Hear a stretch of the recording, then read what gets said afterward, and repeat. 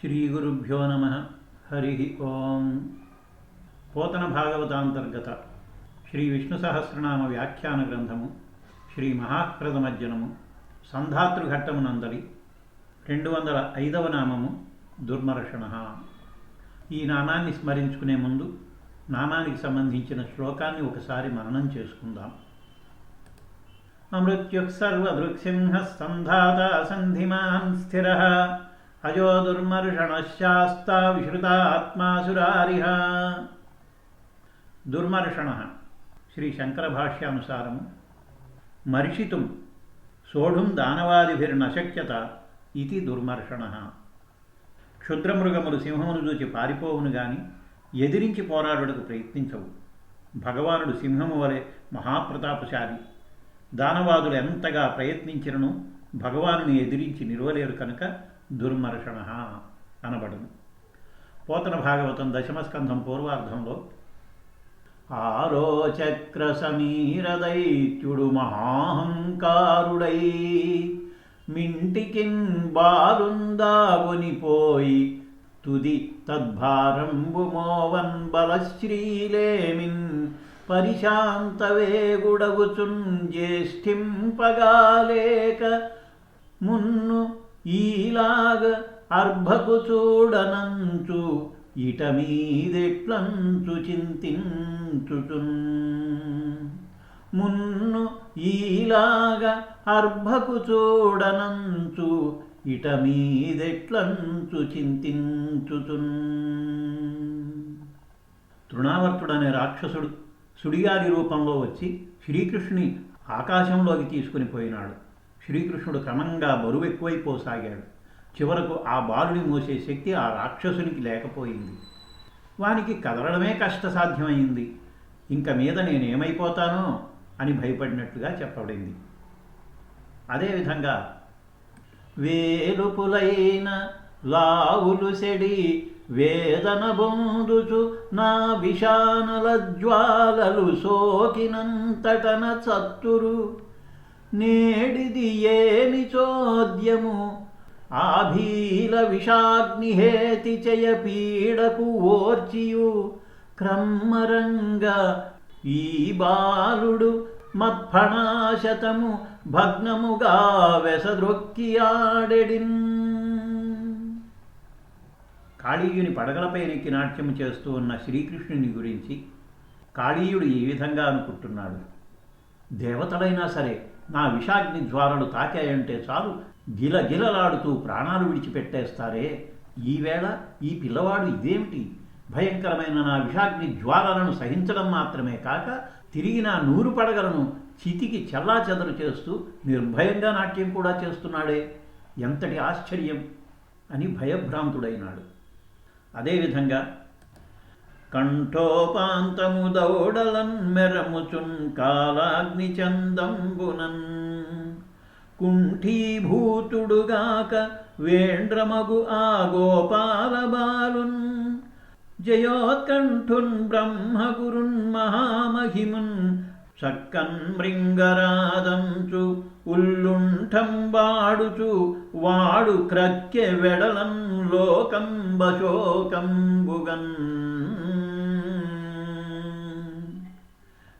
క్రక్కి మహాఘోషముతో చక్కగా తను పొడవరాగా సంచులు రెండున్ సృక్కగబట్టి తృణముక్రియ గ్రక్కున హరిజీరె బకుని కలహోత్సకునిన్. బకాసురుడు శ్రీకృష్ణుని మింగగా శ్రీకృష్ణుడు వాని గొంతులోనే ఉండి విజృంభించి కాలాగ్ని వలె గొంతును మండించగా బకుడు తాపమును భరించలేక వానిని బయటకు క్రక్కెను. అప్పుడు శ్రీకృష్ణుడు వాని దవడలను చీల్చి చంపెను. అంతేకాదు హిరణ్యాక్షుడు విష్ణుమూర్తి పైన ఉన్న జాతి వైరంతో అతన్ని సంహరించాలని ప్రయత్నించాడు. అతని ప్రయత్నాలు సఫలం కాలేదు. చివరకు శ్రీ మహావిష్ణువే అతన్ని వరాహావతారమెత్తి సంహరించాడు. ఈ విధంగా చాలామంది రాక్షసులు శ్రీకృష్ణుని చంపవలనని ఎంతగానో ప్రయత్నించి కూడా సాధ్యం కాక ఆయన చేతనే హతులైనారు. కనుక భగవానుడు దుర్మర్షణుడు అయినాడు. ఆ తరువాత 206వ నామము శాస్తా, శాసించువాడు. శ్రీ శంకర భాష్యానుసారము శృతిస్మృత్యాభి సర్వేషామనుశిష్టిం కరోతి ఇది శాస్తా. శృతి స్మృతి ఇతిహాస పురాణాల ద్వారా కర్తవ్యాకర్తవ్యములను ప్రకటించి ఆ విధంగా ఆచరించేటట్లుగా ఎల్లవారిని శాసిస్తాడు గనక పరమాత్మ శాస్త అనబడును. పోతన భాగవతం 5వ స్కంధంలో శ్రీహరివాగ్రూపంబులైన శృతులందు గుణత్రయంబను రజ్జువున బంధింపబడిన అస్మదాదులను ముకుద్రాటిచే పశువు మనుష్యులకు వశంబైన చందంబున ఈశ్వరాజ్ఞను ప్రవర్తించుచుందుము అని చెప్పబడింది. లోకంలో ఉత్తమమైన పనులు చేసేది పరమేశ్వరుడే. అతడే వేదాలను బ్రహ్మదేవుడికి ఇచ్చాడు. ఆ వేదాలు అర్థం కానటువంటి సమయంలో తానే వ్యాసుని రూపంలో వేదాలను విభజించాడు. అప్పుడు కూడా అవి అర్థం కాలేదు. ఆ సమయంలో వేదసారాన్ని పురాణాల రూపంలో రాశాడు. ఏ పని చెయ్యాలి, ఏ పని చెయ్యకూడదు అనే మీమాంస వచ్చినప్పుడు మనువుగా జన్మించి ధర్మసూత్రాలు రాశాడు. ఈ రకంగా శృతులు స్మృతులు రాసి వాటి ద్వారా మానవులు ఏ విధంగా నడుచుకోవాలి అనే మార్గాన్ని నిర్దేశించాడు. అలా చెయ్యని వాళ్ళను శిక్షించాడు. అందుచేతనే శ్రీమన్నారాయణుడు శాస్తా అనబడుతున్నాడు. ఆ తరువాత 207వ నామము విశ్రుతాత్మ. శ్రీ శంకర భాష్యానుసారము విశేషేణ శృత సత్యజ్ఞానాది లక్షణ ఆత్మ అతః విశ్రుతాత్మ.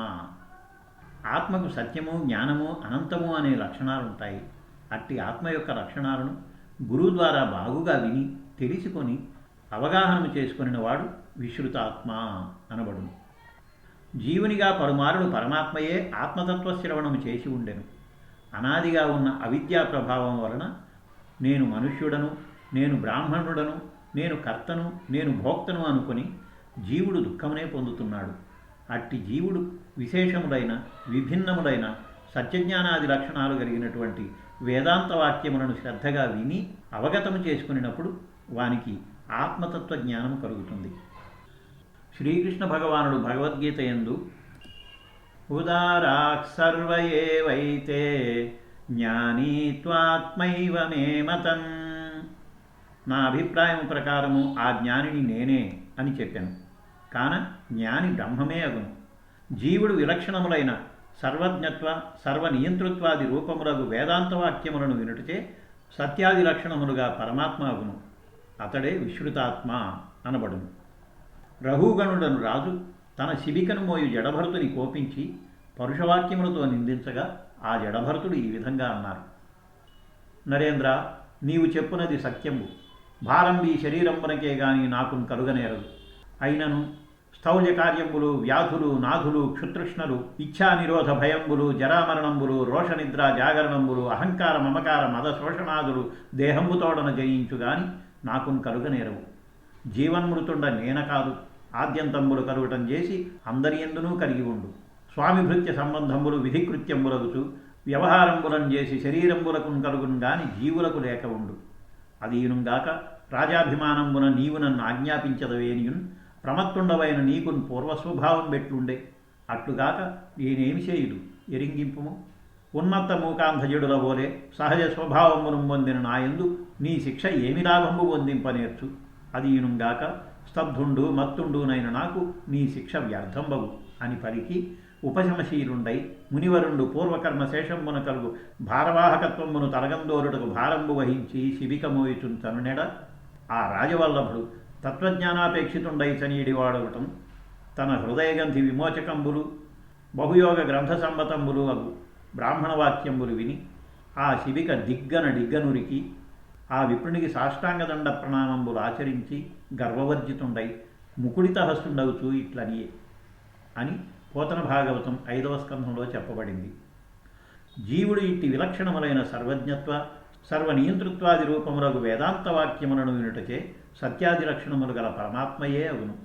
అతడు విశ్రుతాత్మ. ఆ తరువాత 208వ నామము సురారిహ. శ్రీ శంకర భాష్యానుసారము సురారీణాం నిహంతృత్వాత్ సురారిహ. దేవతలకు శత్రువులు దైత్యులు. భగవానుడు ధర్మ సంరక్షణార్థమే ఆ దైత్యులను సంహరించునుగాన సురారిహ అనబడును. పరమాత్మ శ్రీకృష్ణ అవతారంలో ఆ నీవు ధరణి భారము మానిచి రక్కసుల నెల్ల మర్దించుటకై ఆనకదుందు భియింటను మానుగ జన్మించితివి సమంచిత కీర్తిన్. నీవు రాక్షసులను అందరినీ అణచివేసి భూభారాన్ని తొలగించడం కోసం 10 మంది గొప్పగా చెప్పుకునే రీతిలో వసుదేవుడి ఇంటిలో పుట్టావు అని చెప్పబడింది. వసుదేవుడు పుట్టినప్పుడు ఆకాశంలో దేవదుందుభులు మ్రోగాయట. అందుచేత ఆయనకి ఆనకదుందుభి అనే పేరు వచ్చిందట.